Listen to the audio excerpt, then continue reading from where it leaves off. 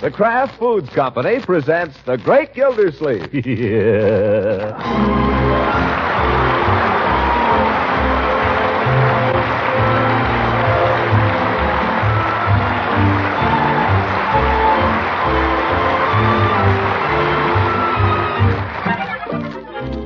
It's The Great Gildersleeve, starring Harold Perry, brought to you by the Kraft Foods Company, makers of Parquet Margarine and a complete line of famous quality food products. Christmas week. Christmas to New Year's. These are the times that try men's souls. All the things you rushed out and bought the day before Christmas come back to plague you the day after. I don't know how it's been at your house. You probably weren't foolish enough to buy the little darling a set of drums. But at our house, all week long, it's been nothing but...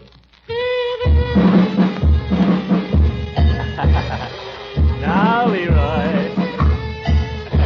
Now, my boy. Leroy. I'm trying to do some figuring here.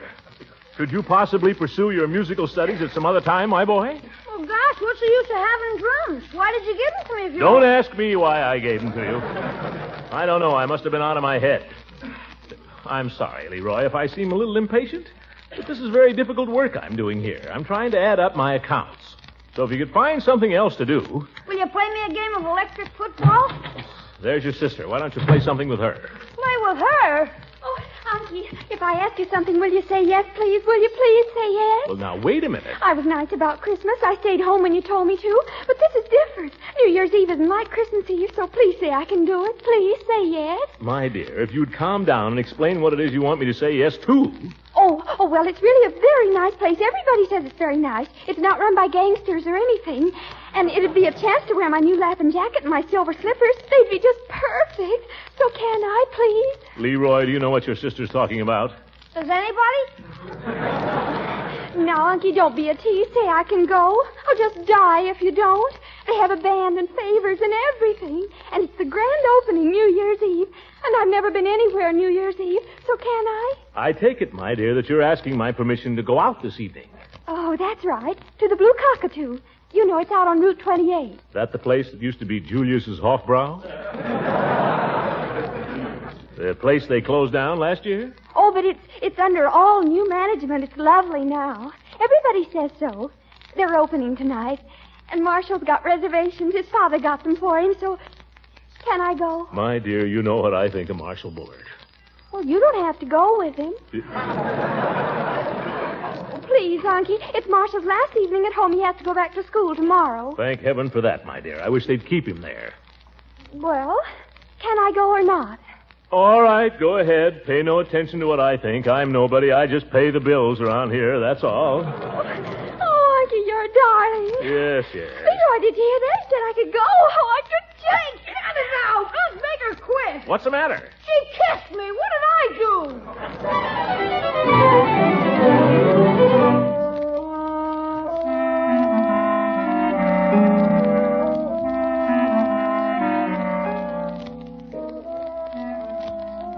Still figuring, Unc? Still figuring, Leroy. Gosh, haven't you got the answer yet? Almost, not quite. Certainly takes you long enough. This covers a whole year, my boy. Now let me alone or I'll never get it done. When you're finished, will you play me a game of electric football? We'll see. That's what you always say. Yes or no? No, by George, I won't. I played electric football with you all day Christmas and every night this week. I'm sick of it. Now stop bothering me. Unc, Yes? what can I do? Leroy, how can you ask that? Here you got all this stuff for Christmas. Go out and play with it. All I really want to play is electric football. Well, find somebody else then, but get out of here and stop bothering me. If I'm quiet, can I stay? If you're quiet. Oh, where was I? Oh, 51 and 3 is 54. And 2, 56. Unc, And 7 is 63. And 8 is 71. And 2 is 73. Unc. Just a second, Leroy. Oh, Uncle Mort, do you mind if I... Quiet. Can't you see Unc is busy? I'm sorry. Well, there it is. As of the close of business, December the 31st, 1945, flat broke. How do I do it? No matter how much I earn or how much I spend, it's always the same. Oh, well, at least I'm holding my own. You mean we're in trouble? Oh, no more than any other year. Are we poor, Unc? Just comfortably poor, I'd say, Leroy. Miss Gildersleeve, excuse me. Yes, Bertie? About this evening, you'll be going out, I suppose, New Year's Eve. Well, I don't know. To tell the truth, I haven't really got around to making any plans, Bertie. I've been so busy, I sort of let it slide. You'll be staying in then. Well, I haven't really made up my mind yet. I'll let you know. Well, Uncle Mort, if you're thinking of going out anywhere this evening, you better get busy. You may be right. Why, the Blue Cockatoo was sold out for New Year's Eve a week ago. If you think Christmas was bad... Aw, don't go anywhere, Unc. You and I can have a swell time right here. Doing what? Playing electric football. We can have a... That settles it. I'm not going to spend New Year's Eve playing electric football.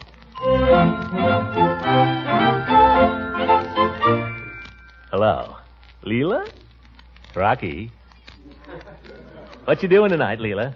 New Year's Eve, you know. We oughta... Oh. Oh, you are, huh? That's too bad. Well, Happy New Year anyway.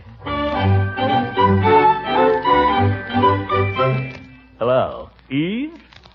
Throckmorton Gildersleeve. I was wondering if you had any plans for this evening. I thought we might just... Oh. That's too bad. Wish I'd called you sooner. Well, Happy New Year, Eve.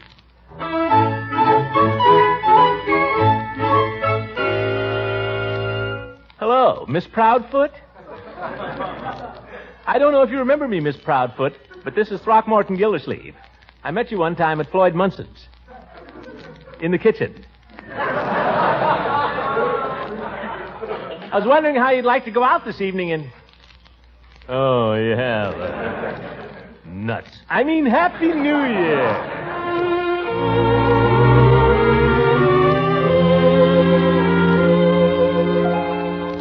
Hello, Judge. Gildy. Say, how'd it be if you and I got a couple of girls went out and painted the town a little? We could... Oh, you have, eh? Who is she? Yourself. Phew. Now what am I going to do? Spend New Year's Eve alone?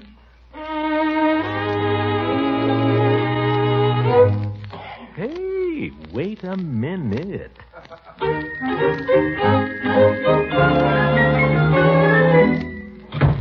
Mr. Gildersleeve, that you? Yeah, here, Bertie. Grab some of these things. My goodness, where all have you been? Drugstore, delicatessen, every place. I'm going to have to ask you to help me here, Bertie. We got to work fast. Marjorie left yet? No, sir, she's just getting ready upstairs. Yeah, that's good. Now, I'll tell you what I want you to do. You set the table nice and pretty, Bertie. Let's see, Marjorie, Marshall, Leroy, and me. Yeah, better set it for 4. But I thought Miss Marjorie and her friend was going out to dinner. Now, don't ask questions, Bertie. Just do as I tell you, and quickly. Yes, sir. Got a lot of favors here. Paper hats and snappers and so on. You can decorate it with these. Oop, that must be Marshall. Well, you get the idea, Bertie. You fix everything nice and pretty, huh? Yes, sir. I'll just close these double doors so they can't see into the dining room. We want it to be a surprise. Yeah, the young brat. Can't he keep his shirt on? Oh, Uncle Mort, if that's Marshall... Don't you worry, my dear. I'll entertain him. You get down. I'll be right there. And now, do be nice to him. Just leave it to your Uncle Throckmorton. Yeah, the young twerp. Well, Marshall, come right in. Yes, indeed. Marjorie will be ready in a jiffy. Good evening, sir. Here, let me take your overcoat. Oh, don't bother. I'll just... That is an overcoat, isn't it? Let me hang it up for you. Oh, we'll be going right out. Oh, here's Marjorie now. Hello, Marshall. Hey, you look wonderful. Oh, thank you. Yeah, very pretty, my dear. Very pretty. So you young people were going out this evening, eh? Why, Uncle Mort, you know we were. Well, it's pretty cold out. Pretty nasty. I just came in myself. You couldn't drag me out again. No, sir. Oh, we don't care how cold it gets, do we, Marshall? No, we'll keep warm. Yes. You were planning on going to some nightclub, were you? Yes, sir. We Well, have... I told you, Uncle Mort. Marshall has reservations for the Blue Cockatoo. The blue... Oh, yeah, so you did. Ever been to a nightclub on New Year's Eve before, either of you? Well, no, sir. This is the first time that Horrible, just horrible. Crowded, noisy, services bad, people falling all over each other. Oh, we don't care, do we, Marshal? No, sir, I don't know a worse place in the world than a nightclub on New Year's Eve. Now, I was just wondering if we couldn't all have more fun if we stayed right here at home. Uncle Mort! Now, wait a minute. I've got a surprise for you. You haven't seen the way I've got the dining room fixed up. All right, Bertie, you can open the doors if you're ready. There. How do you like that? You see? Paper hats, confetti, noisemakers, everything. Look. Some fun, eh? What do you say, Marshal? Well, it looks swell, Mr. Gildersleeve, but what do you think, Marjorie? I think it's a dirty trick. Marjorie. You told me we could go out, and now you pull this on us. My dear, it's entirely up to you. Far be it from me to put any pressure on you. Nothing could be further from my mind. If you want to go out, go ahead. If you want to leave us here, Leroy and me, on New Year's Eve alone, with all these little tokens that we tried so hard to please you with, go ahead. Go ahead. We'll try to understand. What do you think, Marge? Oh, Unky, I wish you could come with us and be in on the fun. Yeah, it's too bad the reservation is only for 2. No, my dear. Run along and have your fun. Don't mind me. All I ask is at midnight, when the band plays Auld Lang Syne, give a thought to your old uncle, because he'll be thinking of you. Oh, Unky, Happy New Year. Happy New Year, my dear. Happy New Year, Marge. Happy New Year, sir. Well, shall we go, Marge? Goodbye, Unky. Bye. Well, Bertie, they're gone. Yes, sir. Guess it didn't work. What's that? Oh, yeah. No, I guess not. Mr. Gildersleeve, you don't mind if I go out later after I finish the dishes? No, go ahead, Bertie. Everybody else is going. You might as well go, too. But, Mr. Gildersleeve, how about you? How you going to see the New Year in? I shall probably play a game of electric football, Bertie, for Auld Lang Syne.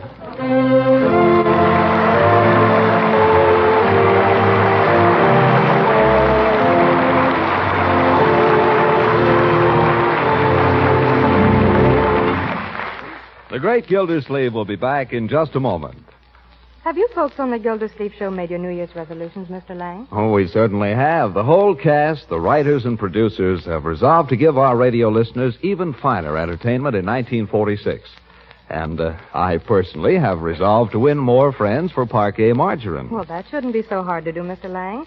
I'm a regular user of Parquet margarine, and any spread that tastes so good and can be bought so economically is sure to keep winning a lot of new friends. That's right. Why, did you know that Parquet Margarine was one of the fastest-growing brands in America before the war?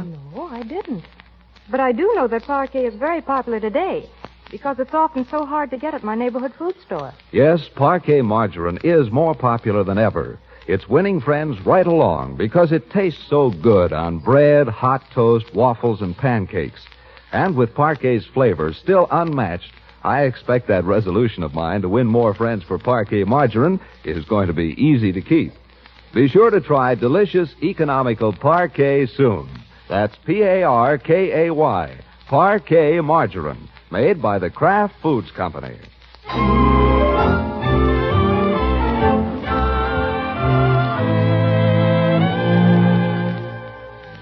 Now let's get back to the great Gildersleeve as he drags himself through the dying hours of the old year. It's after supper now, but the situation appears unchanged. Come to me, my Polly, Polly baby. Leroy!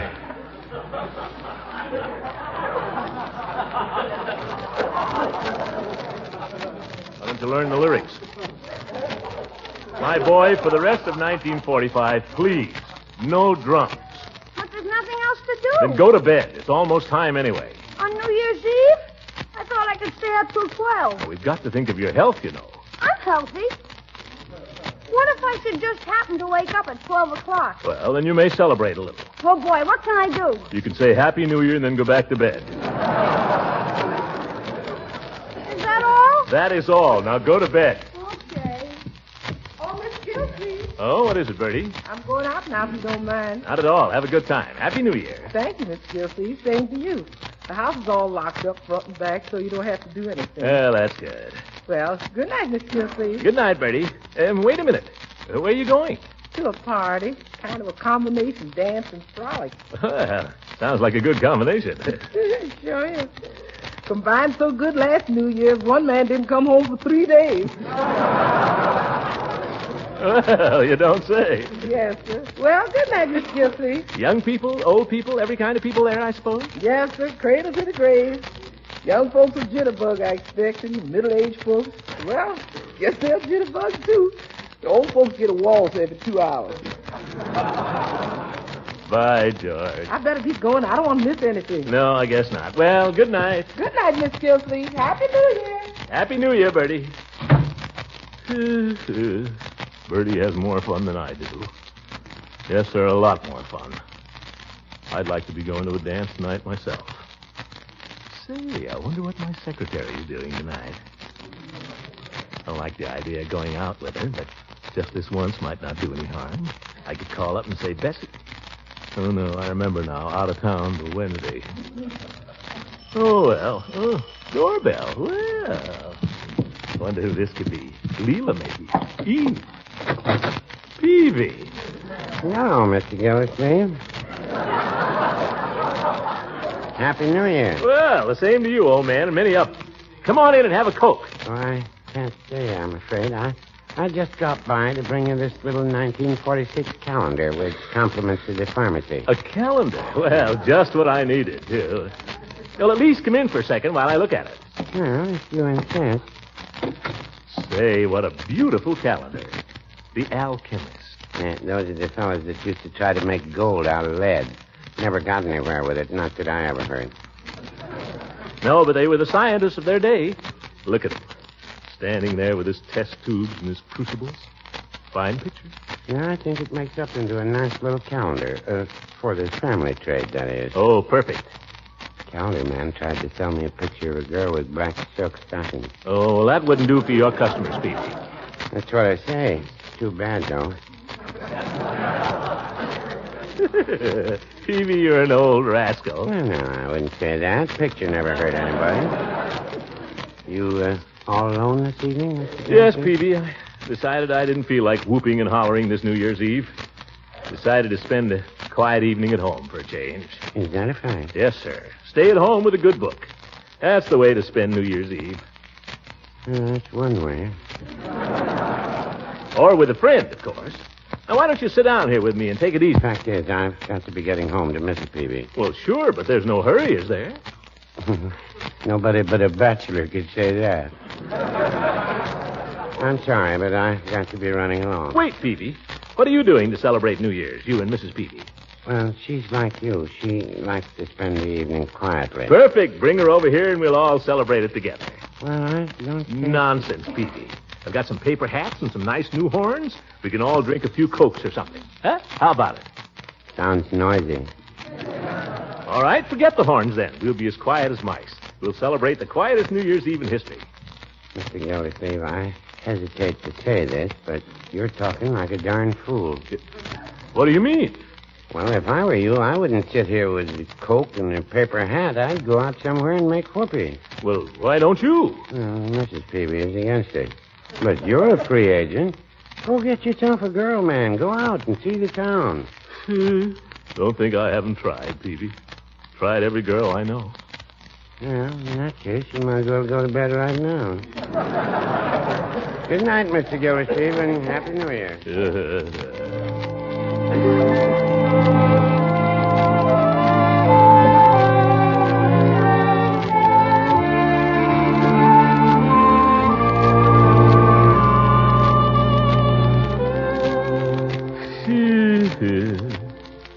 Well, looks like I'm stuck.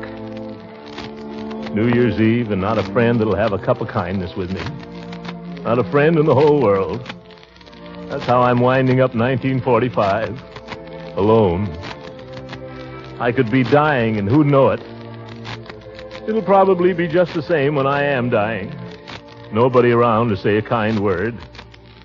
Nobody to soothe my fevered brow. Gildersleeve, let him die. Sure, let him die like a dog. Gosh, I wonder if I've got a temperature right now. Mustn't get ideas like that.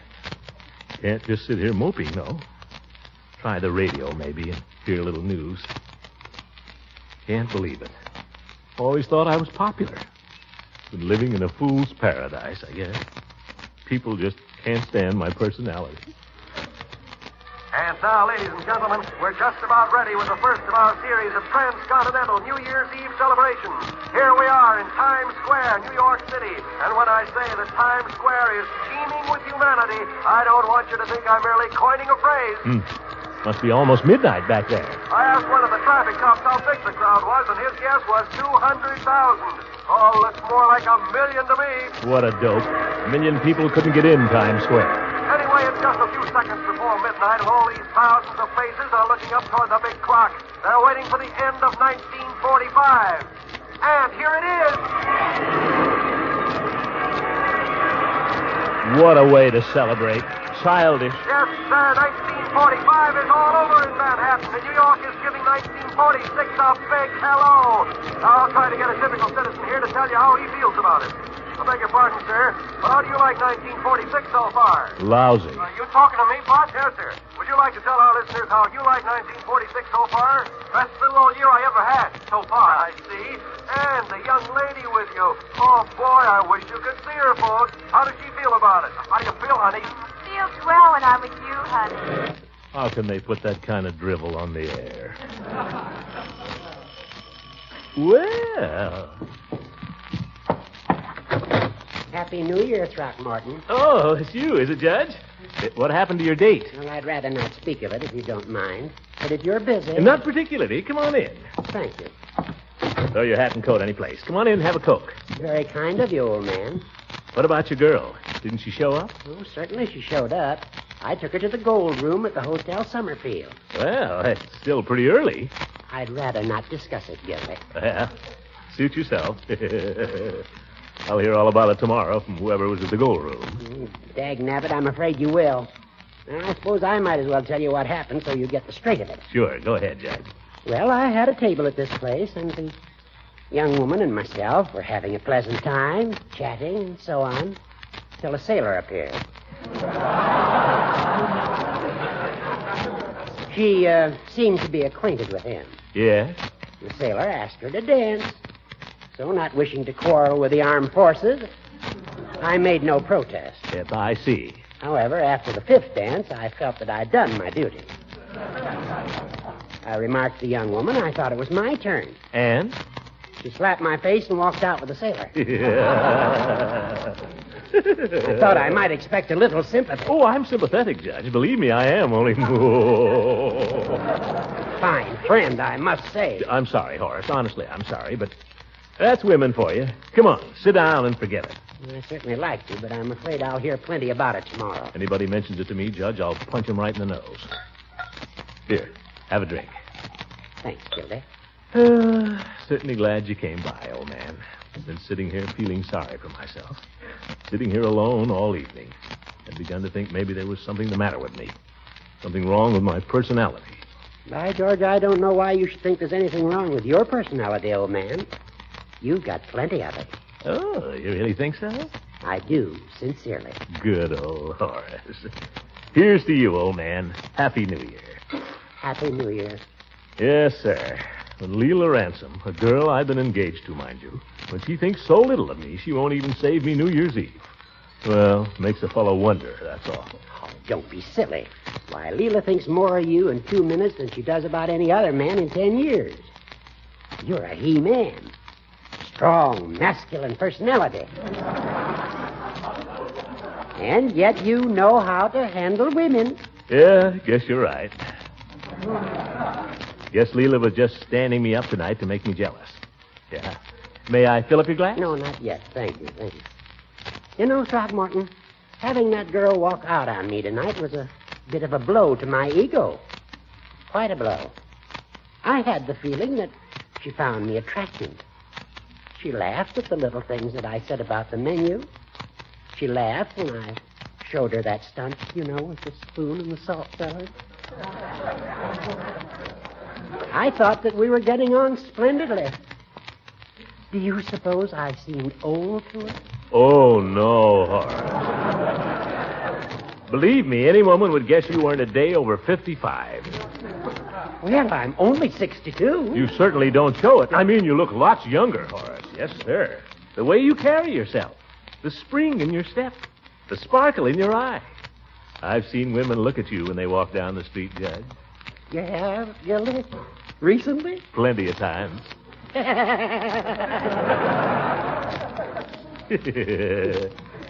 Women. They need us more than we need them. Have another Coke, Judge.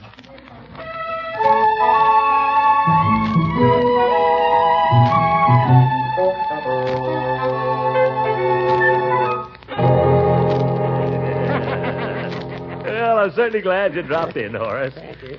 Yes, sir. Hey, the old tack factory. Happy New Year. Happy New Year, Gildy. Oh, wait a minute. I forgot the paper hat.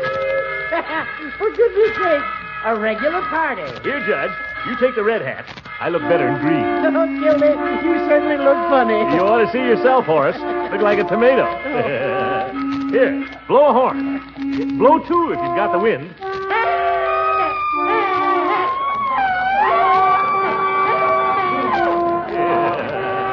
By George. Good old acquaintance be forgot and never brought to mind.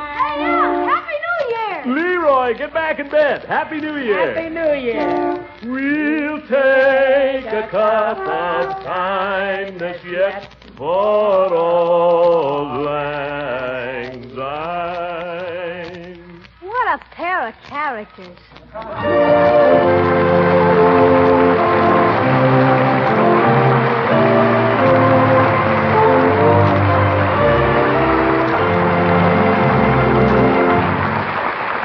We'll hear from the great Gildersleeve again in just a few moments. A short while ago, I was speaking to a lady who said she can't always get parquet margarine these days at her favorite food store. And the simple explanation is this. Quality spreads for bread are in big demand everywhere. That's especially true, I know, of parquet margarine, the quality spread made by the Kraft Foods Company. Millions prefer parquet margarine to any other brand because it's still unmatched for flavor. And Kraft wants to assure you that everything possible is being done to keep dealers supplied, to distribute all available parquet both fairly and equitably. So if you can't buy parquet the first time, please try again, won't you? Chances are your dealers soon will have a new supply on hand. Insist on Parkay, parquet margarine, made by Kraft.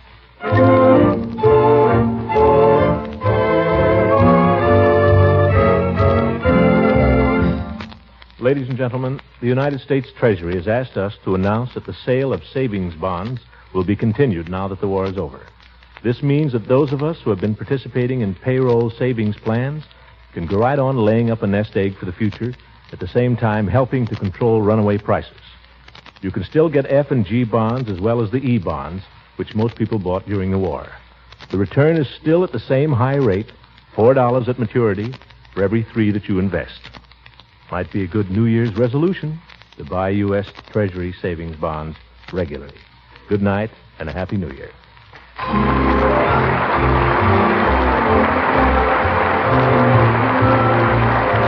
The Great Gildersleeve is played by Harold Perry.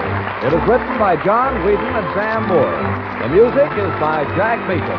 This is John Lang speaking for the Kraft Foods Company and inviting you to listen in again next week for the further adventures of the Great Gildersleeve.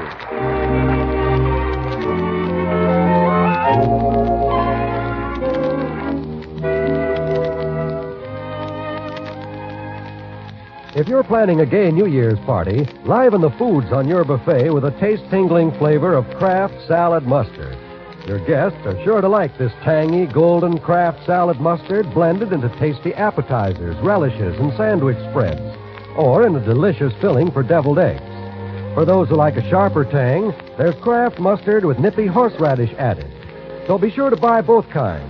Ask for Kraft horseradish mustard and Kraft salad mustard when you shop tomorrow.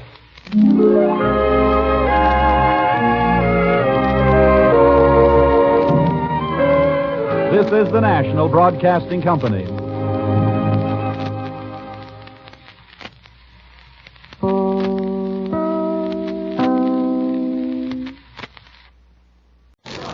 The Kraft Foods Company presents The Great Gildersleeve.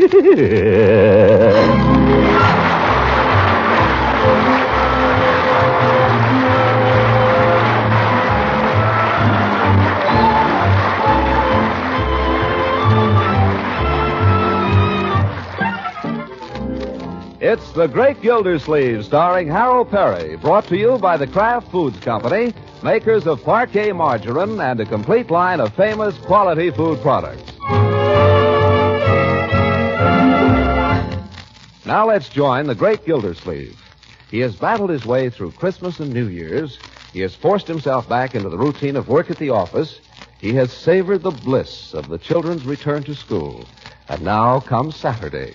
A nice, bright, wintry Saturday. Oh, hello, Unky. I didn't know you were here. Yes, my dear, I live here.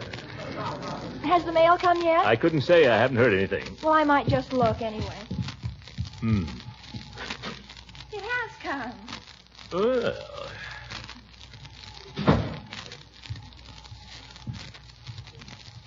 Well, where is it?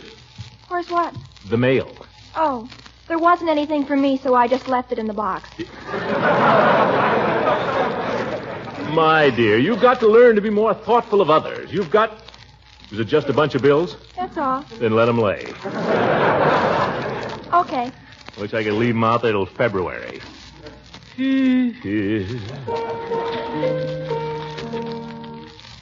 I'm as restless as a willow in a windstorm. I'm as jumpy as a puppet on a string. Yes, he's here, Bertie. Excuse me, Miss Gildersleeve, you doing anything? Well, yes and no, Bertie. I was trying to read the morning paper. Yes, sir. Well, as long as you ain't doing anything, I wonder could you fix my electric iron? Iron? What's the matter with it? Well, look here. Oh, cord burned out. Well, I don't like to fool with electrical things, Bertie. Dangerous. But I'll take it down to the man, let him do it. Yes, sir. Those fellows don't seem to mind electrical shocks. Yes, sir. When was you thinking of going downtown, Miss Gildersleeve? Oh, later, Bertie. May not go to the office today, but if you'll just leave the iron here, I'll be sure and take it when I go out. Yes, sir. I'll leave it right here on the hall table. I'm as busy as a spider spinning daydreams. I'm as giddy as a baby on a swing. What the devil is that song, Marjorie? It might as well be spring. Might as well be anything. If you're going to play it, my dear, learn it. That's what I'm trying to do. Hi, Unc. Taking it easy today, huh? Well, I may go down to the office later, my boy. Stick in your shirt tail. On Saturday? Okay. But I feel so gay in a melancholy way that it might as well be spring. Oh, for corn's sake. It might as well be spring. It might as well be spring. Oh, shut up. My dear, if you wish to resume your piano lessons... Oh, no, I just want to learn this one piece. You know why she's so crazy about that song, Unc? I can't imagine. It's her and Marshall's song. Leroy, you're a little sneak. She and Marshall Bullitt sang it to each other all the time. We did not. It just happens to be a very beautiful song, and I'm going to learn it, whether anybody likes it or not. Marjorie? Well, you can't learn it right now, sister dear. I have to practice. Leroy, the only time you ever want to practice is when I want the piano. I practice every day, faithfully. Listen, Unc, you want to hear my new piece? All I want is a chance to read the morning paper. Oh, you like it, Unc. I play it pretty good now. Miss Roots admitted last week I played it pretty good. That sounds horrible. That's not. Oh, where's that electric iron? I'm getting out of here.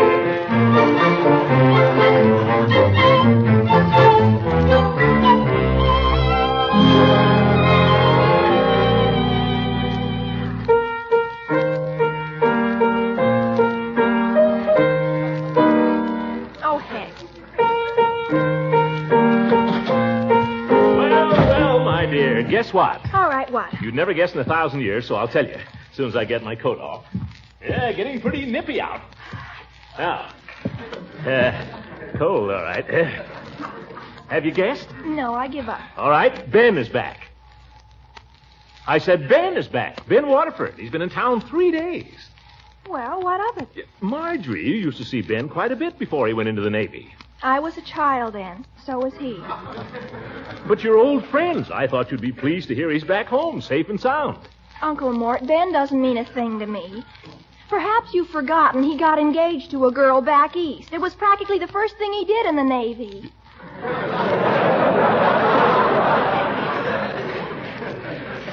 Well, he didn't get married. Ben's a good, sensible boy. I imagine he'll be coming around to see you. What am I supposed to do? Jump up and down and say goody-goody? My dear. You say he's been in town 3 days? He hasn't even called me up. Well, he was always a little bashful. Maybe he still is. After 2 years in the Navy? Marjorie, I'm not trying to start an argument. I just thought you might be glad to hear he's at home. Not particularly. I believe I've mentioned to you that Marshal Bullard and I have an understanding. Marshal Bullard. Is that who you were expecting a letter from this morning? Of course. He's written me every day since he went back to school. I'll not have you corresponding with young men behind my back. Well, what do you want to do, look over my shoulder? You know how I feel about that Marshal Bullard. Yes, but why? Well, it's hard to say exactly. You've never liked any boy I've liked, that's why. That's not true, my dear. Now, take Ben. Oh, Ben, you don't like Marshall and you hated Keith and... Keith wasn't so bad. You said he was. There must have been something wrong with him. I have an instinct about these things, Marjorie, and my instinct tells me not to trust Marshal Bullard. Now, Ben... You still haven't given one reason why you don't like Marshall. Well, because I don't trust his father, for one thing. I don't trust anybody with that much money. Oh, Unky. And even if I haven't got a reason, the fact is I can't stand that kid. The way he hangs around here. And, well, every time I look at him, he's grinning at me. He's always polite. Yeah, too doggone polite. I can't stand a kid that's politer than I am. But now, Ben. Did I tell you I ran into Ben? I ran into him right in the street. State Street. No, you didn't tell me. That's a fact. Ran into him. He's looking fine, too. Is he still in uniform? I didn't notice particularly. Yeah, but he looked fine, just fine. And he asked how you were. Asked quite enthusiastically. You don't say. I do say. Seemed very much interested in your welfare. So, naturally, I invited him to Sunday dinner tomorrow. You didn't. Yes, I did. Now, isn't that a nice surprise? No, it isn't. You're inviting Ben around because you don't like Marshall, that's all. That's not true, Marjorie. I asked him because he's a fine fellow. Ben is a man who has served his country in his hour of need. He's returned from 2 years of danger, of hardship. He's a hero. How do you know? Because I was in the last war, that's how. Of course he's a hero. Who are you talking about, Unc? Ben Waterford. I've asked him to dinner tomorrow. Ben? Yippee! Maybe he'll bring me some souvenirs. Boy, could I use a couple of bayonets and a carbine. Now, Leroy. Okay, just a carbine. Yep. Boy, it'll be great to see Ben again, huh, Marge? Apparently it'll be great for you and Uncle Mort. I think maybe the best plan would be if you two entertained him. Now, see here, young lady. Ben Waterford has come back from 2 years in our Navy. It's your patriotic duty to be nice to him. But I'm practically engaged to another boy. You are not. And Ben was engaged to another girl. Forget it. But, Unky! You'll give Ben a nice time tomorrow if I have to sit here and watch every minute of it. Can I watch too, Unc? No! Now, come on, both of you. Let's eat supper.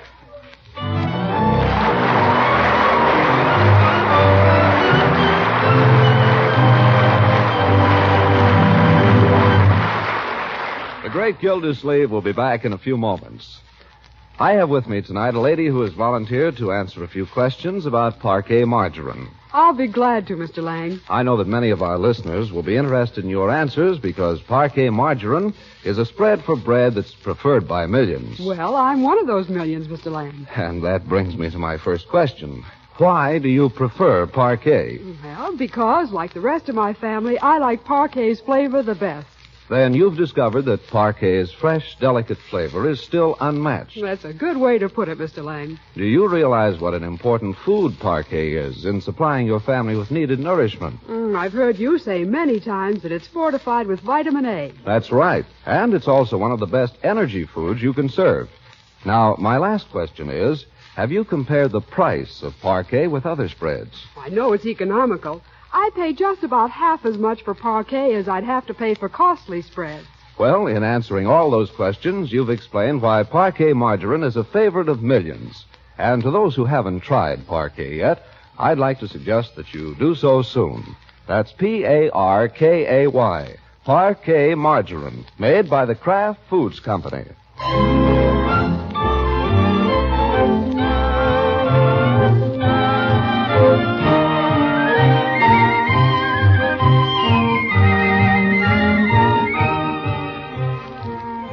Now let's get back to the great Gildersleeve, who has prepared a rousing welcome for the Navy.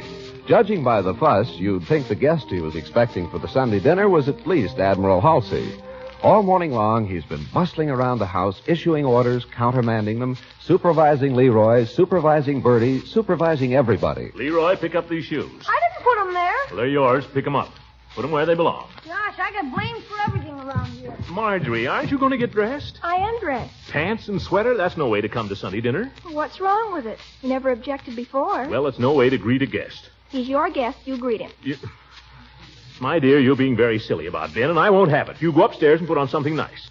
I want you to make yourself attractive, understand? Well, I still don't see what's on it. Men don't like girls in pants. Marshall does. Well, I don't like Marshall. Well, are you going to do as I say? If you insist. Hey, here he comes. Here comes Ben. You see, my dear, you're too late. I'll get it. I'll go. Leroy, come back here. You hear me? But it's Ben. I saw him coming up the walk. Let your sister open the door. Marjorie, where are you going? Up to change my clothes. I wouldn't think of coming to dinner like this. Confound that girl. Well, somebody let him in. Here, I'll go. Let me. We'll both go. Well, Ben. Hi, Mr. Gildersleeve.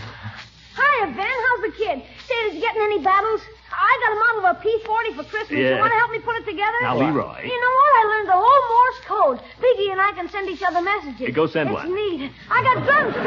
Huh? I got drums. Last year I got a dog, but he ran away. I can stand on my hands. You want to see me? I sure do. Not just now, Leroy. Hello, Ben. Hello, Mr. Gildersleeve. Come on in, my boy. Come right in. Thanks. Well. So you're home from the wars, eh? Yep, I'm home, all right. Hey, where's your uniform? Well, I took it off. You mean you're not in the Navy anymore? Nope. Civilian now. Gosh. Well, you're looking fine, Ben. What are we standing here for? Come on in the living room. Leroy, run in the kitchen and tell Bertie Ben's arrived, will you? Sit down, Ben. Sit down. Thank you, sir.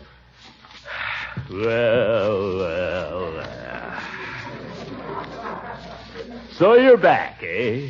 Yes, sir. I'm back. Well, that's fine. Well, you'll find everything pretty much the same around here, Ben. Things haven't changed much. Well, things look pretty much the same. Yeah, it's pretty much the same. Not much change. Smoke a cigar? No, thanks. Pretty close to dinner. Guess I won't start one either. So you're back.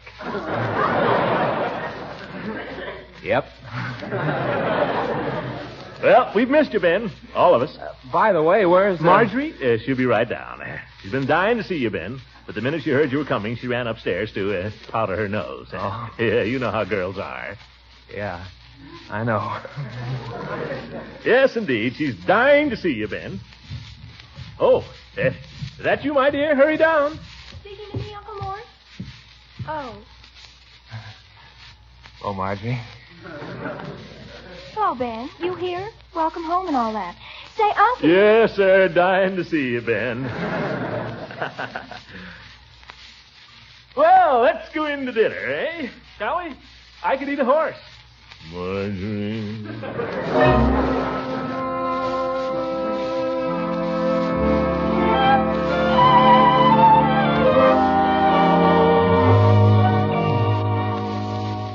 Come on, Ben. Let me give you another piece of pie. Oh, no, thanks. Nonsense. You've only had 2 pieces. Pass up his plate there, Marjorie. He says he doesn't care for any. Well, it isn't that. I thought they fed you in the Navy. Gosh. Well, in that case, what do you say we adjourn, eh? Yeah, come on up to my room, Ben. I'll show you my drums. Now, my boy, Ben didn't come over here to see your drums, you know. He came to see your sister. Oh, Uncle Mort. Some other time, eh, Leroy? That's right, some other time.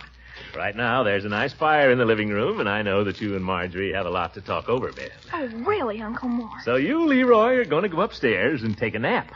Take a nap in the daytime? Nothing like it after a big Sunday dinner. I haven't taken a nap since I was 3. Absent-minded. Now, my boy, Marjorie, you take Ben into the living room and make yourself comfortable there in front of the fire while I have a word in private with Leroy. Well, I guess we're being driven into the living room, Ben. I hope you don't mind. Not me.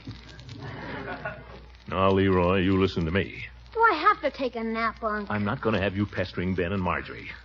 Would you rather go to the movies? Then take a nap? Are you kidding? All right, you can go to the movies.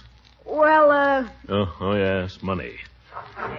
Here, bring back the change. Gee, thanks, Unc. And this time, bring it back. Okay. Well, go ahead. What are you going to do? I don't know. I may take a nap. Run along. What are you standing there listening for? Go to the movies and mind your own business, Leroy. I'm not listening.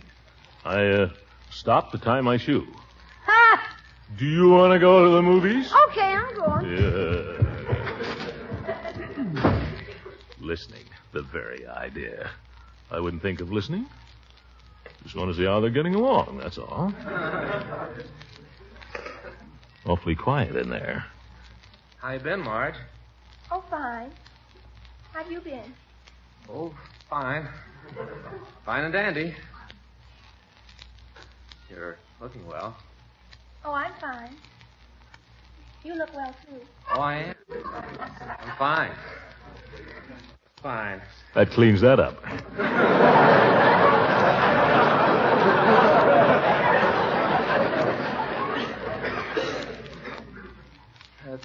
Nice fire, isn't it? Yes, it is. I like fires, don't you? Yes, I do. Me too. Forget the fire, will you? You're getting off the track. Your uncle's looking well. Yes. I say your uncle's looking well. Oh, he is. He's fine. Will somebody say something? Well, Leroy seems to be the same old Leroy. Yes, I guess he always will be. And Bertie, she looks just the same as ever. Yes, Bertie's just the same. Oh, brother, I got to do something about this. Well, you two have been chatting your heads off, I suppose. I don't blame you. 2 years is a long time. Ben, my boy, how does it feel to be back? Oh, it's... Well, I can tell you it's good to have you back, isn't it, my dear? Yes, indeed. You know, Marjorie's been complaining there weren't any boyfriends around here who appeal to her. But I guess that's fixed now, eh, my dear? Uncle Mort. Yes, indeed. I really worried about her, Ben. Couldn't get her to go out with anybody all the time you were away. She just sat here knitting and sewing and... Uncle, you know that's not true. Well, she may have gone out once or twice, maybe, with a boy across the street. But the point is, Ben, that down underneath, well, it's been pretty obvious to everybody, except Marjorie herself here, maybe, that as far as she was concerned, you were the only... Telephone, Uncle Mort. Bertie will answer it. You better go. It might be for you. Bertie will answer it. But it might be something important. Mr. Gildersleeve, telephone. See? Who is it, Bertie? Judge Hooker?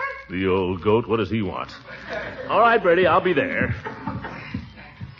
You mustn't mind Uncle Mort, Ben. Oh, I don't. I think he's swell. Well, I don't know what's got into him. There's not a word of truth in anything he said. There's not? Not a word. Oh. Do you mind if I say something? Not at all. What is it you wish to say? Well, you seem different. Oh? How? Well, when I went away, when I joined the Navy, you were just a kid then. I mean, well, you were just a kid. But now, gosh, you're practically grown up. A lot can happen to a girl in 2 years. Yeah, I guess so. You know, you seem different, too, somehow. You're not as shy as you used to be. Yeah, I got over all that. Pretty near. Tell me, about that girl you wrote me you were engaged to. Oh, you never answered my letter. No. Why? I was mad. Oh, I wondered. How could you wonder? Well, I was a dope, I guess. I mean, well, you were just a kid when I went away, and I never really thought of you that way, I guess, but gosh, Look out, here comes Uncle Mort. Joe. Well, how you been, Marge? Oh, fine.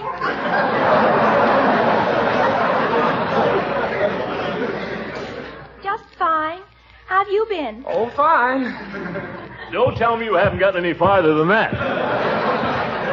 What do you mean? You know perfectly well what I mean. All right, go ahead, be stubborn. I give up. I wash my hands of the whole thing. Well, Mr. Gildersleeve, did I do something? No, you didn't do a confounded thing. That's what I'm complaining about.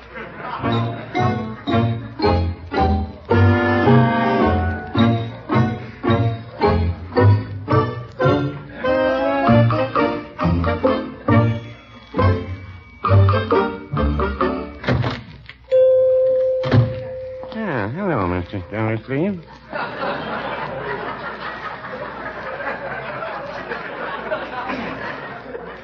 Hello, Peavy.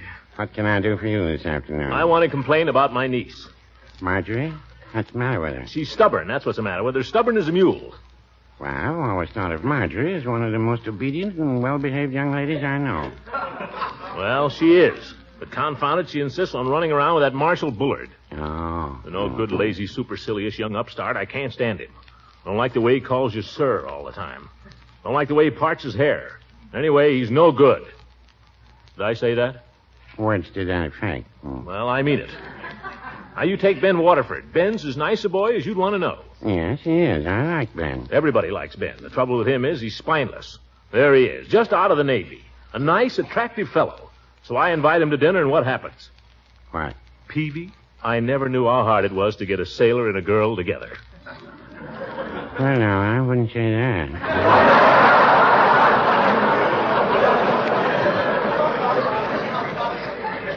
I know you hear all those stories, but so help me, Peavy, they're sitting there right now, the two of them, talking about the weather and getting no place. Doesn't sound like our Navy. I tell you, Peavy, I heard them. Well, Mr. Gildersleeve, there's an old saying. You can lead a horse to water, but you can't make him drink. Yeah, I know. Pretty sound. Another old saying. Rome was not built in one day. Mm-hmm. I know, I've heard that one, too. And then what is it the fellow says? He who fights and runs away will live to fight another day. What's that got to do with Marjorie and Ben? Nothing. It's just an old saying.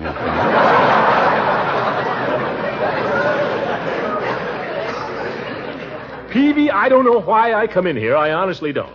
Well, I don't either. But you seem to want to make conversation, so I try to oblige. You're a friendly druggist. That's me.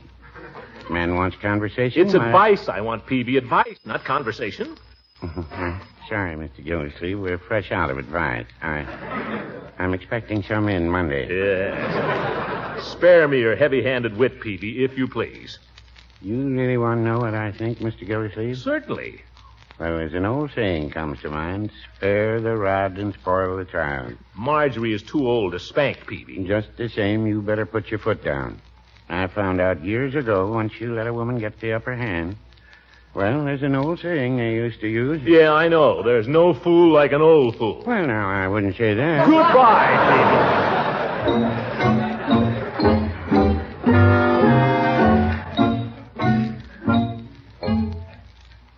You know, maybe Peavy isn't such an old fool at that. No, by George. I've taken all the nonsense I'm going to. I'm going back there, and I'm going to tell Marjorie what's what.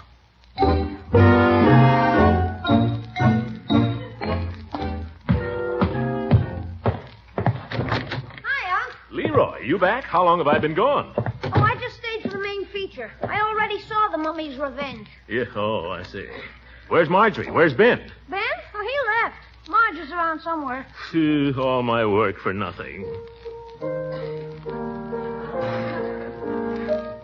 Yeah, that again. Now, see here, my dear. Yes, Unky? Stop fooling around with that piano and listen to me. I'm listening. What's wrong? I want you to stop all this mooning around. Mooning around? What you're doing right now. I was just playing a tune on the piano. Can't a girl just Yes, play? and I'm sick of it. You sit here all day long daydreaming. Get him off your mind, you hear? Forget him. Tell him to stop writing you those letters. And what's more, tell him in the future to stay off the property. Tell who to... Marshall. Oh, him. What do you mean, oh, him? I wasn't even thinking of Marshall. You weren't? You mean when you were sitting here just now? not Ben.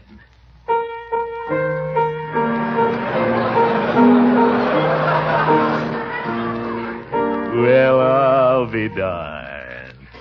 When did he... how did he... Well, I'll be darned. That's really a very pretty song, my dear. How does it go again? I'm as busy as a spider spinning daydreams. I'm as giddy as a baby on a swing. I haven't seen a crocus or a rosebud or a robin on the wing. But I feel so gay in a melancholy way that it might as well be spring. It might as well be. It might as well be Ben. By George, I owe an apology to the United States Navy.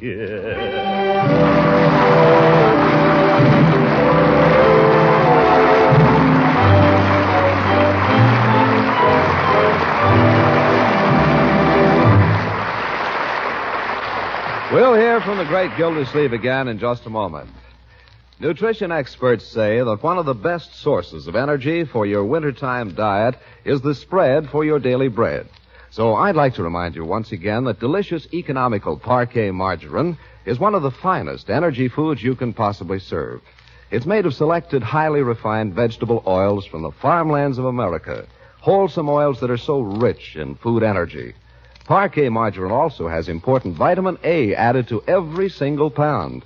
And since it's only about half the price of costly spreads, you can afford to spread Parquet generously on bread, toast, pancakes, and waffles. So make your wintertime meals taste extra good and make them extra nourishing, too, by serving Parquet as your regular spread. That's Parkay, Parquet margarine, made by Kraft.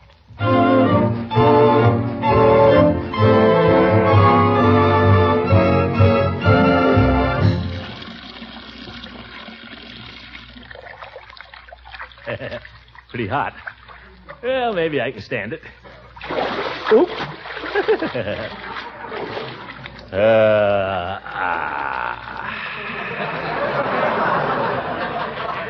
Well. Little Marjorie and Ben. Good day's work. When you come to the end of a perfect day and it... Hey, Unc, you in there? Yeah. What are you doing? Taking a bath, getting myself clean. Something you ought to do oftener. I don't hear you washing. Don't worry about me, my boy. Go to bed. Good night. You too, folks. Don't wait up for me. I may be here quite a while. The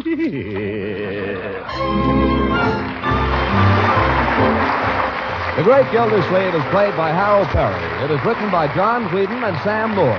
The music is by Jack Meakin. This is John Lang speaking for the Kraft Foods Company and inviting you to listen in again next week for the further adventures of the Great Gildersleeve.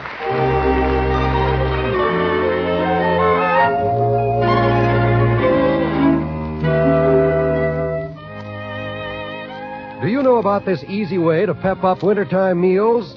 Good cooks do it every day simply by adding the flavor tang of Kraft salad mustard to a variety of cooked dishes. Creamy smooth for blending and delicately spiced, this golden Kraft salad mustard has just what it takes to liven up egg and cheese dishes. Puts an extra tempting flavor tang into meats, gravies, and barbecue sauces. And for sharper tastes, there's also Kraft mustard with nippy horseradish added. Buy both of these delicious Kraft mustards when you shop tomorrow.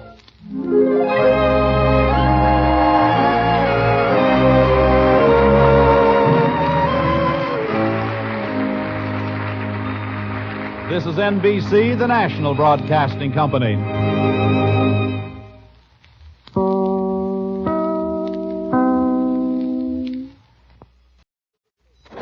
The Kraft Foods Company presents The Great Gildersleeve.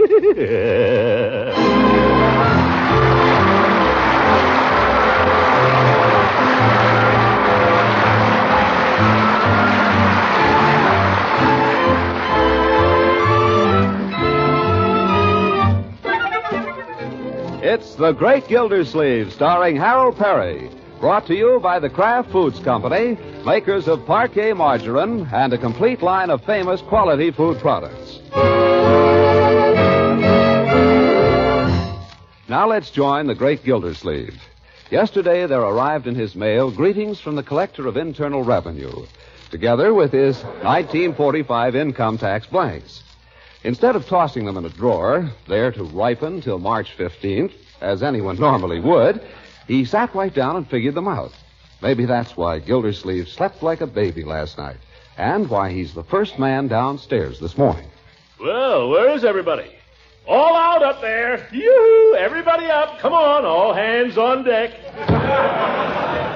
Gildersleeve, something wrong? What's all the shouting for? I just happened to be feeling good this morning, Bertie. Did my whole income tax last night. Well, I'm glad you're feeling good. Yes, sir. And when I feel good, Bertie, I tend to get hungry. What's for breakfast? Mr. Gildersleeve, that's a fair question. What do you mean? Well, sir, the milkman didn't leave no eggs this morning. He didn't hardly leave no milk. He didn't hardly leave nothing. Gee. I told him, I said, I don't know why you bothered to come around here at all. What did he say? He said, 'cause I'm so beautiful. I told him if his egg was half as fresh as his talk, he wouldn't get so many complaints, and that's a fact.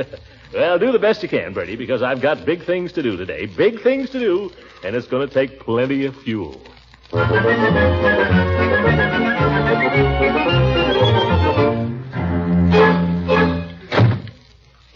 good morning, Bessie. Good morning, Mr. Gildersleeve.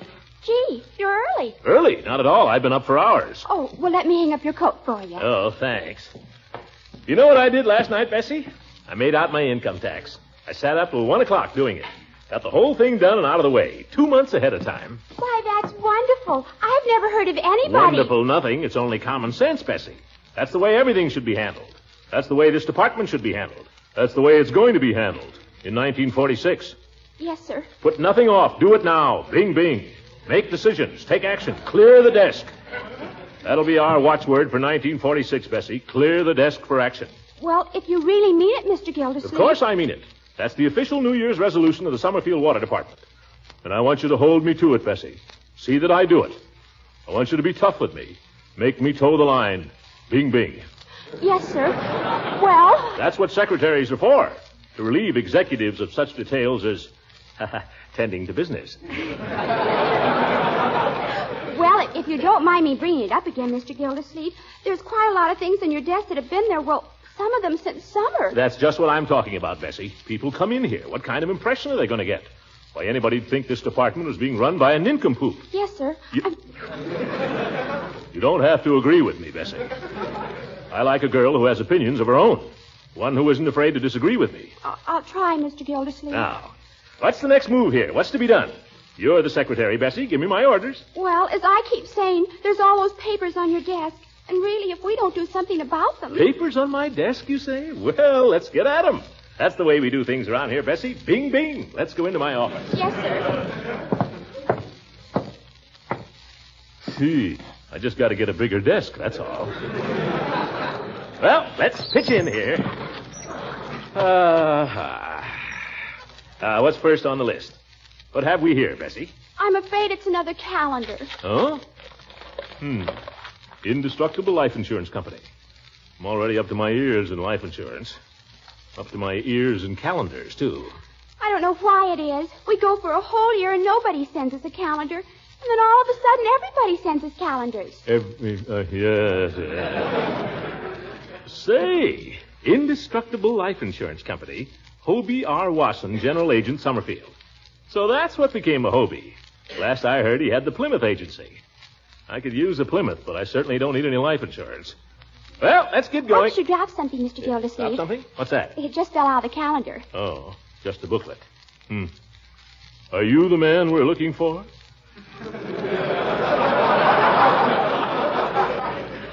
Would you like a job offering the following advantages? Start at the top. Rapid advancement.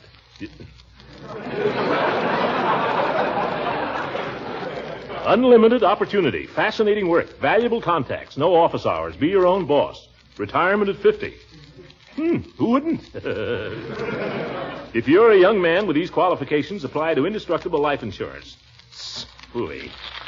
Let's get down to work here, Bessie. What's first? Well, here's a letter from a man who claims... Well, maybe you better read it. Oh? Citizens Committee for Better Water Service. Never heard of it, but I'm against it already. Throckmorton P. Gildersleeve, Esquire, Department of Public Water, Summerfield. Sir. Don't like that, sir. On behalf of the Citizens Committee for Better Water Service, representing over 250 taxpayers in Summerfield, we... It's a lie. Oh! Bessie, take a letter. Take 250 letters.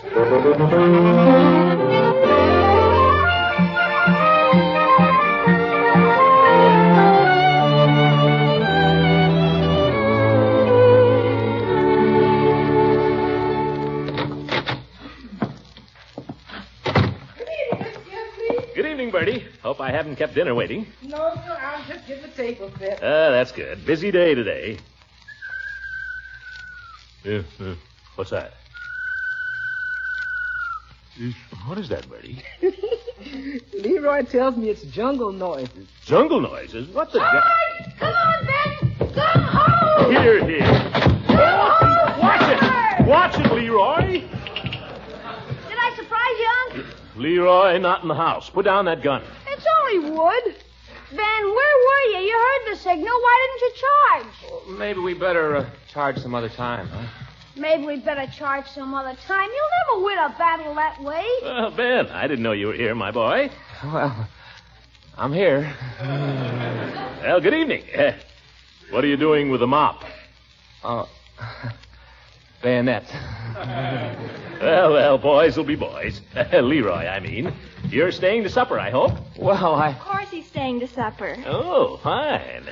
Well, seems to me I've been staying to supper a lot lately. Glad to have you, Ben. Glad to have you. Yes, sir. Can I sit next to Ben at supper? We'll see, my boy. I think someone else might have something to say about that. Eh, Marjorie? Leroy's been simply monopolizing Ben all afternoon. I have not. Ben and me were playing Carlson's Raiders, weren't we, Ben? Yeah, we were playing Raiders.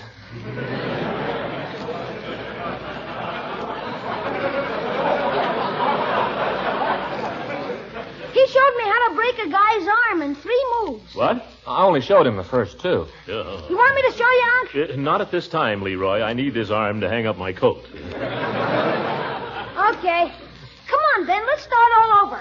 I'll be the underwater demolition team this time. I'm swimming down the hall. You just lie low and tread water there in the dining room. With your rifle in your teeth, see? Then when I give the signal, we spring out and jump the sentry, okay? Unc can be the sentry. Huh? Oh, no. Uncle Mort, for heaven's sake, make Leroy lay off Ben. He's been after him like this all afternoon. No, Leroy. Ben likes this. Don't you like it, Ben? It's fun. All Marge ever wants to do is sit around and hold hands. I do not. Ben just came back from a war. He isn't interested in all that lovey-dovey stuff, are you, Ben?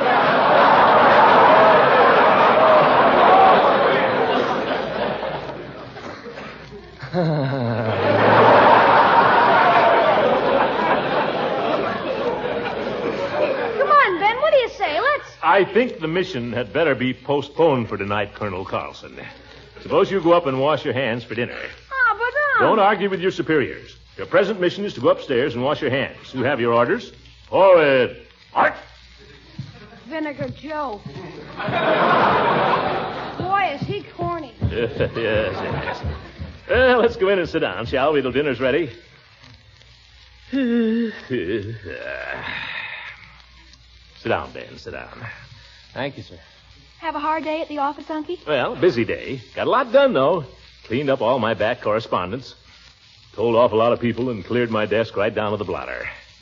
Yes, sir, it's been bing-bing all day long. And last night I stayed up till 1 o'clock finishing my income tax. Did I tell you that? Over and over. Uncie's been a regular fireball the last couple of days, Ben. I don't know what's come over him. It's because I gave up vegetables. It's a good feeling. Feeling that you've accomplished something. Doesn't come very often. What have you two been doing? Oh, we've just been fooling around. Haven't we, Ben? Yeah. Just fooling around. Well, that's all right if you got time for it.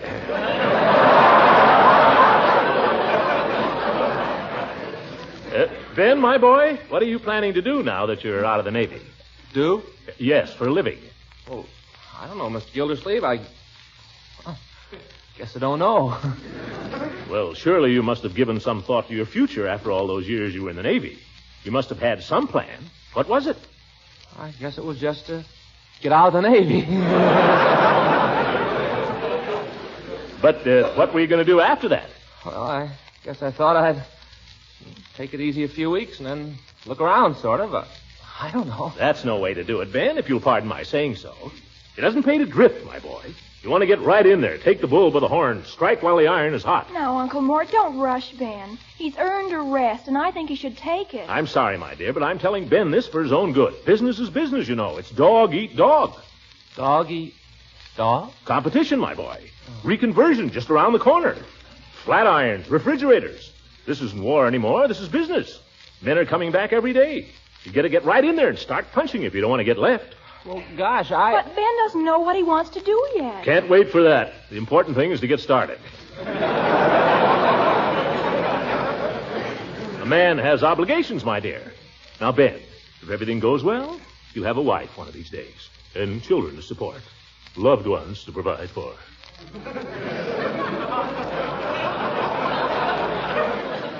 Let's talk about something else, shall we? And speaking of loved ones, Ben, did you ever think of going into insurance? Oh, no, Mr. Gildersleeve, I guess I never did. What in the world would Ben do in insurance? Sell it. What does anybody do with insurance? Gosh, Mr. Gildersleeve, I'm afraid I wouldn't be good at selling things. That's nonsense. It's just a question of getting your foot in the door. What size shoe do you wear? Uncle Mort, really? Insurance? I'm serious, my dear. I happen to know they're looking for young men like Ben. I'll tell you what you do, Ben. You go down to Hobie Wassen's Indestructible Life and tell them I sent you. But, Mr. Gildersleeve, Or better still, I'll write you a note. Well, that's awful nice of you, but Don't thank me. Glad to do it, my boy. Always happy to give a serviceman a lift. Miss Gildersleeve, excuse me. Yes, Bertie? We got a duck for supper. You want to carve or you want me to wrestle with it in the kitchen? Bring it on, Bertie. The duck doesn't live that I can't lick. Well, anybody else got any problems? I'm Mr. Anthony tonight. Bing, bing.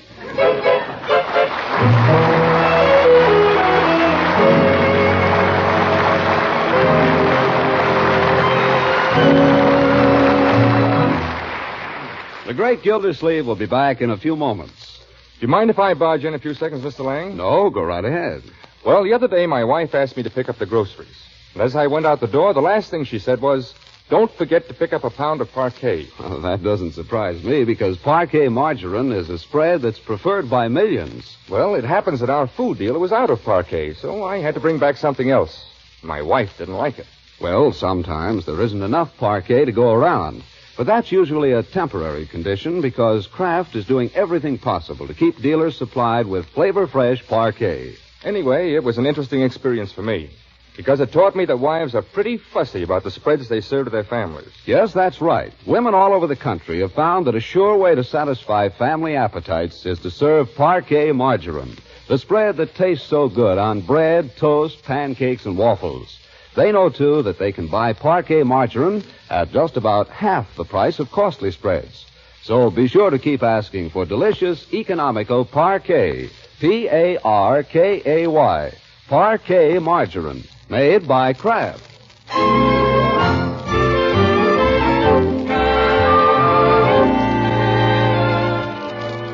Now let's rejoin the great Gildersleeve, who has continued busy for several days.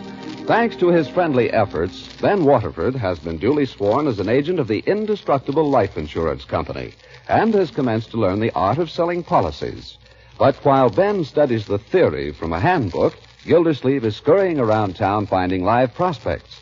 We pick him up now, for instance, at Mr. Peavy's pharmacy. Well, Mr. Gildersleeve, what can I do for you this afternoon? Not a blessed thing, Peavy, not a thing. Just stopped in to pass the time of day. Well, maybe you'd be interested in a sale we're having. It's a special on men's perfume. No, thank you. Lots of nice odors. Pleasant and at the same time quite masculine. Chief of Police took a bottle of this the other day. Makes him smell like new moon hay. Uh-huh. Well, the chief can douse himself with essence of hay if he wants to. I will stick to soap and water. Need any soap? Not at the moment. Peavy, do you realize there's going to be a lot of ex-servicemen around here pretty soon? A lot of them here already. What about it? There'll be more. But here's the point. If you... Excuse me, Mr. Gildersleeve. Telephone. Peavy's Pharmacy? Oh, yes, Mrs. Eversole. How have you been? Oh, I've been well, thank you. She's been well. Well, as usual, that is. Peavy, What's that, Mrs. Eversole? Oil? Baby oil. My goodness, I didn't even know well, we don't recommend it for salad.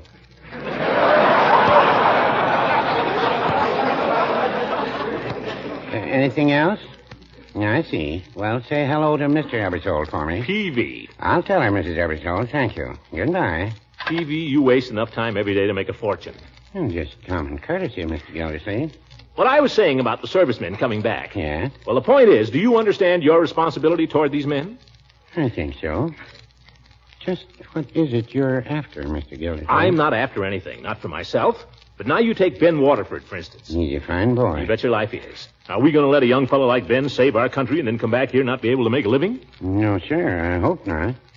But the fact is, Mr. Gildersleeve, I don't need anybody to help me here in the store. I couldn't afford it. No, Peavy. I'm not asking you to give him a job. I've already got him one. Well, then what's your... Just listen a minute and I'll explain. The point is...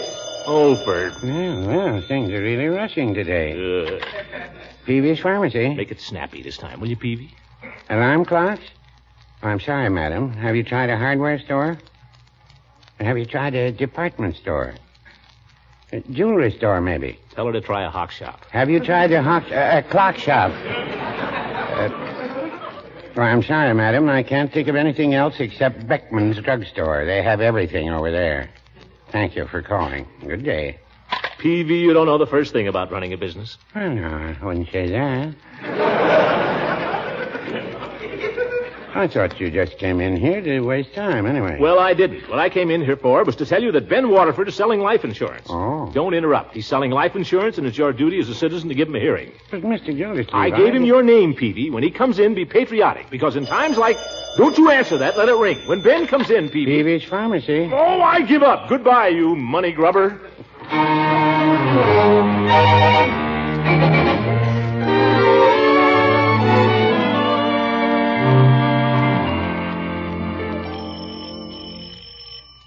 There's your fella, sister dear. Answer it, will you, Leroy? Why should I? You never let him play with me. Please, Leroy, I have to go upstairs and get ready. How do you like that? Go on, Leroy. Answer the door. Gosh, dames.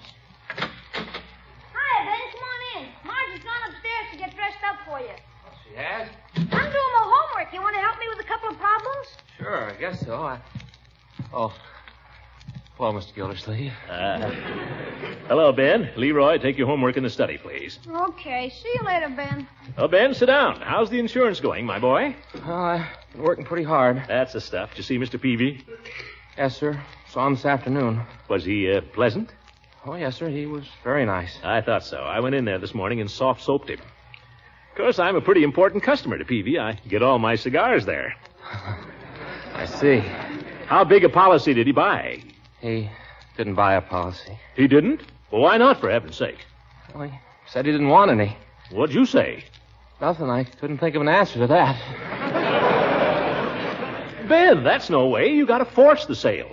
I'm afraid I'll never get the hang of it, Mr. Gildersleeve. Now, my boy, we mustn't be discouraged. When a man says he doesn't want any insurance, that's only the beginning.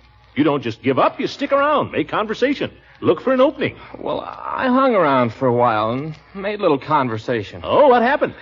He sold me a bottle of perfume. That means you haven't sold anything yet in 3 days? No, sir, not yet. That settles it. We're going to make a sale this evening. Right this evening. Yeah, but Marge and I were... Marge, we will forgive you if you attend to business for an hour or so. She'll respect you for it. But you can't sell insurance in the middle of the night. Nonsense. It's only 7:30. We'll go over and see Judge Hooker, sell him a policy, and you'll be back here by 8:30. But I don't think I know how to sell it. Don't you worry, my boy. On this deal, I'm going to help you.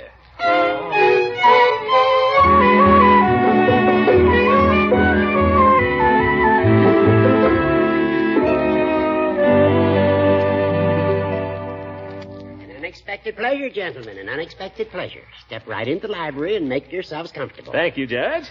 Yeah, thanks. Care for a glass of Kalax water, either of you? I don't believe so. Ben? Oh, no, sir. I don't even drink beer. That's right. You know, Ben here is just out of the Navy. Yes, I understand he made a fine record. Excellent record. See any combat, Ben? No, sir. That's too bad. Well, I thought I was lucky. Oh, yes. Well, how did you gentlemen happen to drop in on a lonesome old jurist this evening, if I may ask? Just find yourselves in the neighborhood? No, Mr. Gildersleeve thought I ought to... The fact is that Ben has he has something he'd like to discuss with you. Well, only too glad to do anything I can for a returning serviceman. Something legal, is it? Oh, it's perfectly legal. Yeah. Ben misunderstood you, Horace. You see, although he's only been back in town a few days, he already has a job. Well, that's fine. Congratulations. Thanks. Mr. Gildersleeve helped me get it. Good old Gildy. People call him a blowhard, but his heart's in the right place just the same. Good citizen, too. Thank you, Horace. What is it you're doing, Ben? Well, I'm supposed to sell life insurance. Oh, so that's it.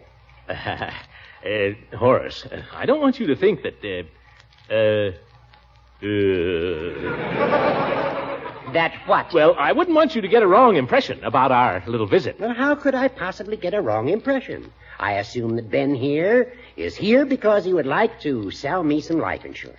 I sure would, Judge. Gildy, you could learn a lesson in frankness from our young friend here. If you didn't make such a habit of beating around the bush... I wasn't trying to cover up anything, Judge. I just didn't want Ben to start selling you a policy the minute we stepped in the door. That's no way. Well, suppose we let Ben sell it his way. Young man, do your worst. Thanks, Judge. And believe me, I'm the guy that can do it. Should I show him the folder now, Mr. Gildersleeve? Folder? Certainly. Okay. I got it here somewhere. Or at least I did have it. Maybe you left it in your other suit. Nope. Haven't got one. For heaven's sake, Ben, never mind the folder. Just tell the judge the gist of the thing. Oh, okay. Well, let's see. On the front of it, there's a picture of this lady and this little boy. And she looks kind of sad. It's a nice picture. Now, don't try to describe the folder, Ben. Forget the folder. Just give the arguments why every man needs insurance. Oh, okay. Never mind Mr. Gildersleeve, Ben. He's never sold any insurance. You just go ahead and do it your own way. Okay. Well, the idea is that everybody ought to have insurance. Very good. Why? Well, for the protection of his loved ones. Yes. One never knows from which direction the sad blow may fall. A traffic accident, sudden illness, an unexpected shock. Any of these might carry off the loving provider who has always seemed so strong and healthy. Are you insured, Ben? No, what would I want it for? Ben, that's not the answer. Gildy, leave the boy alone. Now, see here, Judge. We're not playing parlor games. I'm interested in seeing Ben get a start in life. I want him to learn to do this thing right. Ben, they give you 3 main points, don't they? Yeah. 3 main objectives. Now, what are they? Get inside the door. No, never mind that. We're already in the door. Oh, well, then there's only 2. Prove to this prospect he needs insurance and then prove he needs the kind you're selling. And get his deposit. He gots. Oh, yeah, that. That, yes. All right. Now, have you proved to the prospect he needs insurance? Oh, I guess so. I told him about the accidents and all. Let us consider that the need for insurance has been demonstrated. Continue. Well, the Indestructible puts out several policies. There's the ordinary life policy, and there's a 20-payment combination annuity and endowment, and there's the convertible retroactive policy with double indemnity. Just sell him ordinary life or we'll be here all night. Well, the Ordinary life policy is just ordinary policy. It provides maximum protection at minimum expense. The rates are low. Now, let's see. Starting at age... how old are you, Judge? 55. Oh, well, I got it right here on the table. Let's see. On a $1,000 policy, age 55... Who in the dickens told you could sell life insurance? Well, you did. Well, I ought to have my fat head examined. Anybody ought to be able to sell insurance. Insurance is a real need. Now, Judge, with a small down payment, you can buy your family the protection they deserve. I dare say. The only thing is I haven't any family. You must have some. Well, I've got 3 distant cousins, all older than myself, and all as rich as Croesus. But now, Mr. Gildersleeve, then, he's a family man. Horace. A niece and a nephew, the apples of his eye. Yep. You wouldn't want to have Leroy and Marjorie left without protection, would you, Gildy? I don't think you should, Mr. Gildersleeve. You stay out of this. You said yourself, Gildy, that you... Well, there's no reason to do it now. I'm perfectly healthy. We never know from which direction the sad blow may fall. Got an application blank there, Ben? Sure, here. Oh, thank you. And don't forget, Ben, get his deposit. You old goat. Why don't I learn to mind my own business?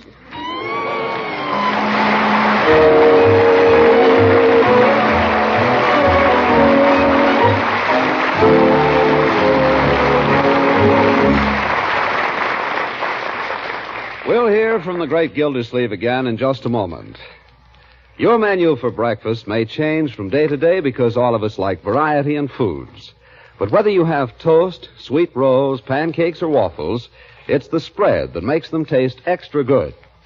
I expect that's why millions of American families prefer Parquet margarine, because on any breakfast menu or meal where hot breads are served, Parquet's fresh, dairy-like flavor is still unmatched. It's the expert way that Kraft blends selected refined vegetable oils and fresh pasteurized milk from the farmlands of America that makes Parquet margarine taste so good. And, of course, it adds important nourishment to your family's daily diet because it helps provide food energy and essential vitamin A. So for a quality spread, serve your family Parquet, P-A-R-K-A-Y, Parquet margarine, made by Kraft. Hey, can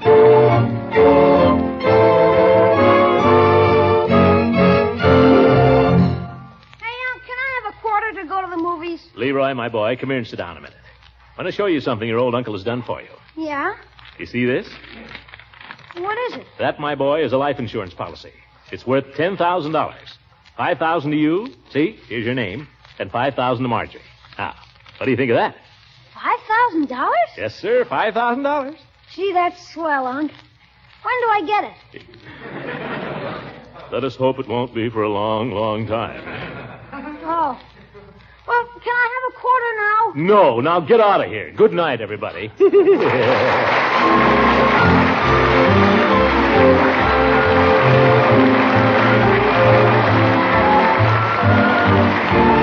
Great Gildersleeve is played by Harold Perry. It is written by John Whedon and Sam Moore. The music is by Jack Meakin. This is John Lang speaking for the Kraft Foods Company and inviting you to listen in again next week for the further adventures of the Great Gildersleeve.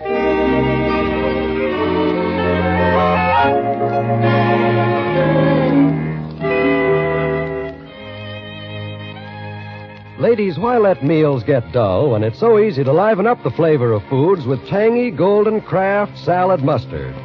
You can blend this creamy, smooth salad mustard right into cooked foods.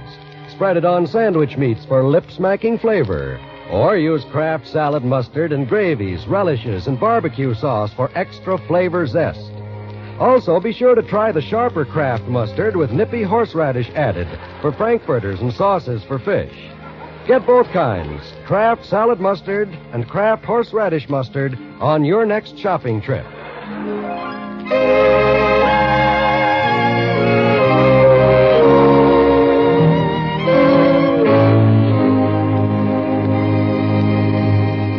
This is NBC, the national broadcasting company.